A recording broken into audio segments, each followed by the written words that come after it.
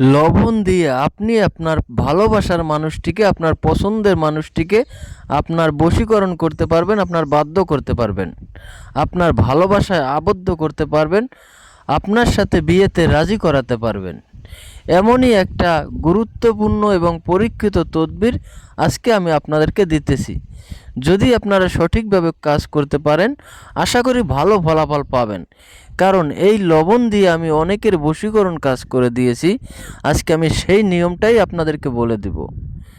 যদি আপনারা নিয়মটা শিখতে চান, ধৈর্য সহকারে ভিডিওটি প্রথম থেকে শেষ পর্যন্ত দেখবেন এবং আপনারা চাইলে এই ভিডিওটা শেয়ার করে আপনাদের টাইমলাইনে রেখে দিতে পারেন, যাতে করে প্রয়োজনের সময় আপনি এই ভিডিওটা দেখে সঠিকভাবে সঠিক নিয়মে কাজটা করতে পারেন এবং আপনার ভালোবাসার মানুষটিকে, আপনার পছন্দের মানুষটিকে সারা জীবনের জন্য আপনার বশে রাখতে পারেন, আপনার ভালোবাসায় আবদ্ধ করে রাখতে পারেন।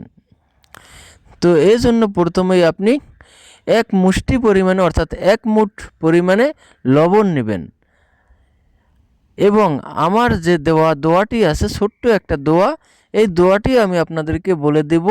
এই দোয়াটি আপনারা 100 বার পাঠ করে 100টি ফু দেবেন।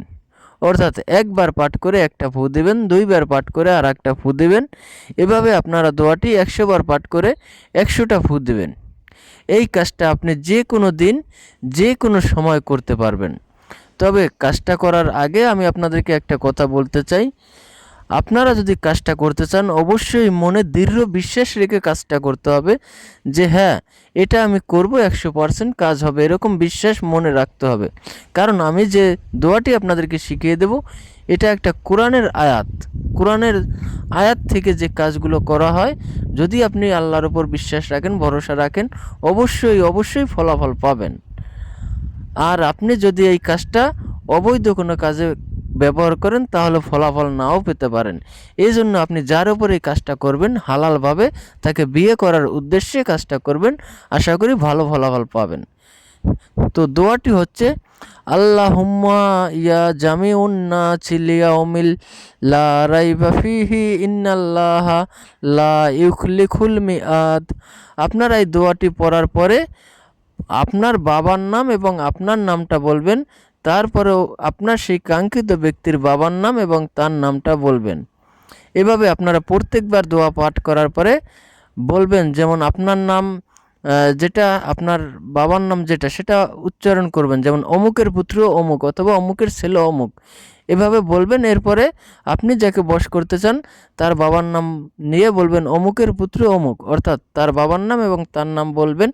এরপরে আপনারা 100টা ফু দিয়ে এই লবণটা কোনো মাটির পাত্রে রেখে আগুনে জ্বালাবেন 15 থেকে 20 মিনিট সময় পর্যন্ত।